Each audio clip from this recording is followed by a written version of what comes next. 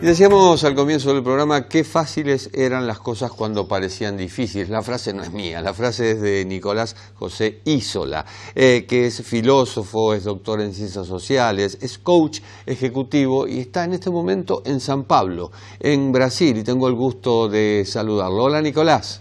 Hola, Jorge, ¿cómo estás? Un placer estar con vos. Qué privilegiados éramos antes, ¿eh? No nos dábamos cuenta, pero teníamos un montón de cosas, entre ellos la libertad, que es algo muy importante y que me parece que muchos volvimos a valorizarla. ¿Cómo está la situación en San Pablo, una ciudad tan populosa y bueno, en Brasil en general?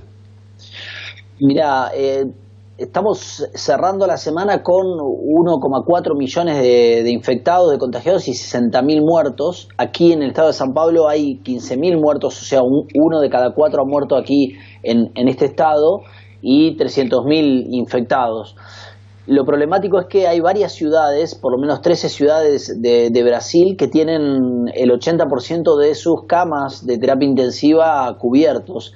Y el problema es que ya no son esas ciudades del norte que ya podíamos preverlo, que son ciudades más pobres, como Natal o Acre, sino que ahora, por ejemplo, se alistan también Florianópolis o Porto Alegre, que son ciudades del sur, y que ya llegaron a un nivel de camas ocupadas bastante grande. Algunas ciudades están al 100%, y mismo así están generando los intendentes, los prefeitos, la reabertura, lo cual espera que ponga más en tensión todavía al sistema estatal de salud, ¿no?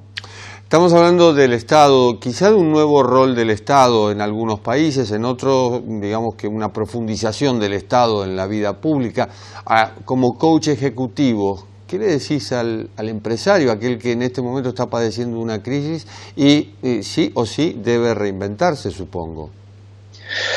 Yo creo que los empresarios que van a sobrevivir son aquellos que al comienzo de la crisis empezaron a tomar algún tipo de modificaciones en su forma de entablar el diálogo con la gente y de comprender lo que iba a acontecer con el negocio.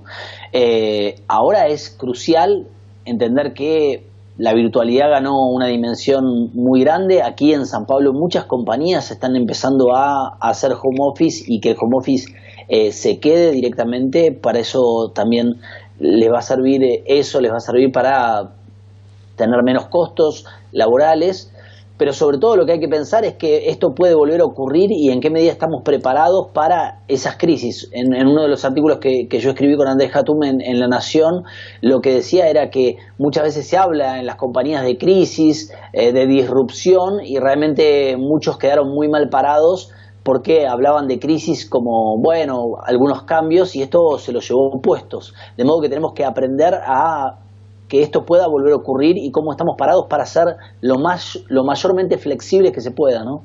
¿Estamos preparados para el cambio en el modelo de trabajo? Yo creo que no, creo que nos creíamos mucho más modernos y éramos mucho más analógicos, ¿no?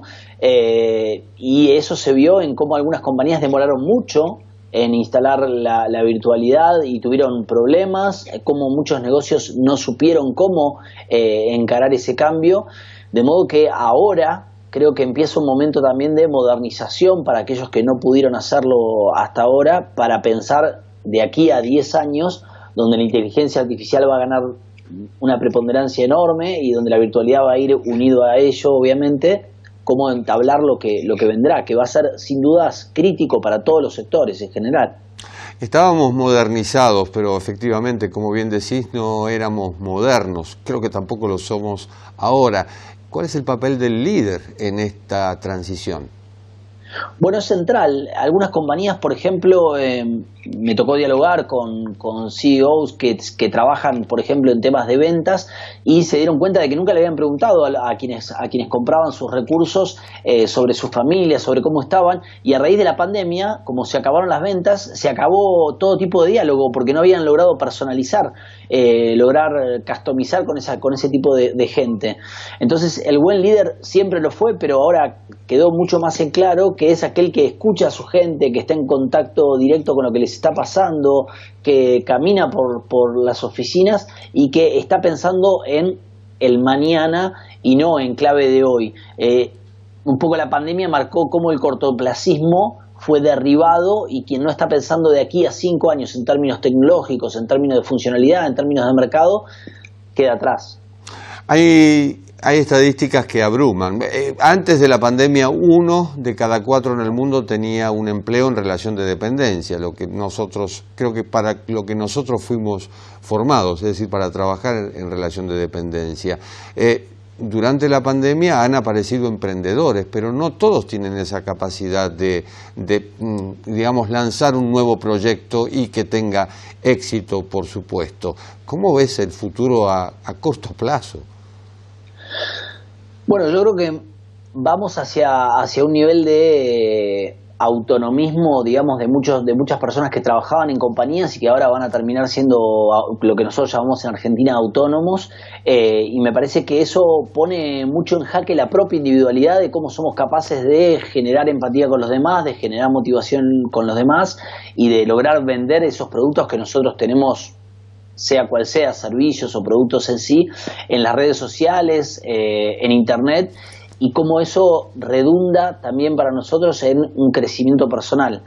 Todo eso es un hecho muy complejo para el cual mucha gente no estaba preparada, porque trabajaba hacía muchos años, algunas décadas, en compañías donde sentían que recibían su salario comúnmente todos los 5 de cada mes, y hoy eso genera un esfuerzo muy grande y mucha gente a eso le genera a veces incluso depresión, porque ahora dependen mucho de sí mismos, y eso es algo muy, muy complicado de generar.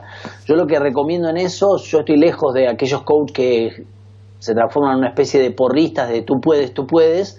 Lo que es importante es encontrarle un sentido profundo a eso que hacemos, y si eso realmente nos llena, nos completa y podemos encontrar la vuelta para que otros le encuentren ese sentido, ¿no? Porque si no, uno termina haciendo un cambio muy cosmético, un maquillaje para conseguir sobrevivir, y eso dura poco tiempo. El confinamiento hoy es forzado, pero en algún momento va a ser una elección. ¿Crees que va a haber una mayoría que elija este modelo de teletrabajo? Yo creo que tiene muchas cosas positivas en términos de, por ejemplo, no perder tanto tiempo en los viajes de mañana y de tarde. Tiene muchas cosas positivas en términos de aquellas personas que pueden almorzar con su familia, pero también tiene una cuestión compleja a nivel psicológico, que es no tener otro espacio, que es un espacio de socialización diferente, donde hay intersubjetividad corporal. Entonces depende mucho de la personalidad. Hay gente que se lleva muy bien con el teletrabajo y gente que necesita efectivamente salir de su casa para encontrarse con otros, para tener otro espacio, porque le cuesta mucho ese límite, ¿no? Esa frontera entre la familia y el trabajo. De modo que depende mucho de cada sujeto, y las compañías también tendrán que abocarse a eso, a cuidar a las personas, porque no es simplemente decirle, bueno, ahora teletrabajás y punto, sino que eso puede traer colaterales complejos. En muchas compañías se ha demostrado que el modelo recreativo al estilo Google, es decir, crear un campus para los trabajadores los fines de semana y demás, no funcionó porque no había satisfacción, es decir, no había satisfacción con el trabajo en sí. ¿Esto puede modificarse también? Yo creo que todo puede modificarse, porque tenemos que estar pensando que de aquí a 20 años el trabajo va a ser otra cosa de lo que conocemos hoy. Entonces es un buen momento la pandemia nos puso en un buen momento de ensayo, ¿no? Pero insisto en esto, me parece que depende mucho de cómo la cultura de la organización genera esos espacios. No es simplemente somos una compañía lúdica y acá nos divertimos y con eso alcanza. Hay que ver cuáles son esos sujetos, qué están pidiendo, ¿no?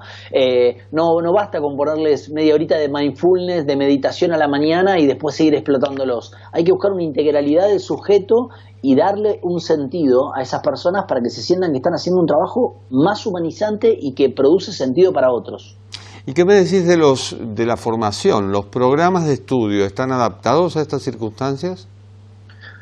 Yo creo que hace falta mucho mayor estudio de casos, como hace, por ejemplo, el MBA de la Ditela, para poder tener a los alumnos en situación frente a este tipo de disrupciones que pueden ocurrir. Cada vez más tenemos que ir a ayudar a quienes están en la escuela de formación a que vivan este tipo de crisis y lo puedan sentir en la piel y sientan esa tensión, porque si no es una especie de cosmética educativa que cuando se llega al campo de trabajo no hay herramientas para pensar. Cuando te asomás por la ventana en San Pablo, ¿qué paisaje urbano ves? Bueno, en San Pablo se ha pedido que la gente haga cuarentena, pero mucha gente no lo ha cumplido o lo cumple, pero medianamente, digamos. Los bares y los restaurantes están cerrados y yo lo que veo es mucho cansancio, sobre todo de los empleados informales, que aquí son una cantidad enorme. Y que son gente que no tiene dónde ir a buscar ese pan. Digo, la persona que vendía choclo, que aquí es muy común a la salida del metro, ahora no tiene cómo ganar ese dinero. Entonces me parece que hay toda una parte de la población que ya estaba en una informalidad, que hoy está en una situación extremadamente crítica, ¿no? Se ha dado una puja entre el gobernador y los gobernadores en realidad y Bolsonaro con lo de la gripecita, y en el medio una cantidad enorme de cambios de gabinete, sobre todo del Ministerio de Salud, del Ministro de Educación, que no llegó ni siquiera a asumir en los últimos días. ¿Es realmente caótico este gobierno? Hay un desmanejo muy grande. En lo económico se han hecho cosas muy bien, infelizmente lo agarró la pandemia en medio de ese intento de reordenar la economía, pero ha habido manejos, sí, muy espurios. Esto del ministro de Educación es tremendo, inventar que no solo que era doctor en la Universidad Nacional de Rosario, sino después que había hecho un postdoctorado en Alemania, o sea, un doble invento innecesario. Aparte de antiético, ¿no? Bueno, y tenemos la renuncia del Sergio Moro, del ministro de Justicia, que era una gran credencial moral, si se quiere, del gobierno. El único bastión, te diría, Jorge, que le queda a este gobierno es su ministro de Economía, que muchos dicen, bueno, ¿por qué resiste, no? ¿Por qué resiste en esta situación? El otro día se lo veía en una imagen, en una de las típicas call que hace por Facebook Bolsonaro, con una persona atrás tocando un bandoneón, y se lo veía extremadamente incómodo a Paulo Guedes, el ministro de Economía.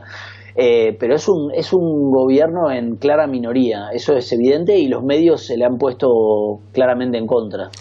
Y aquello que iba a ser una gripecita terminó en pandemia. Nicolás, muchísimas gracias. Un placer, Jorge, a tu disposición. Un gusto.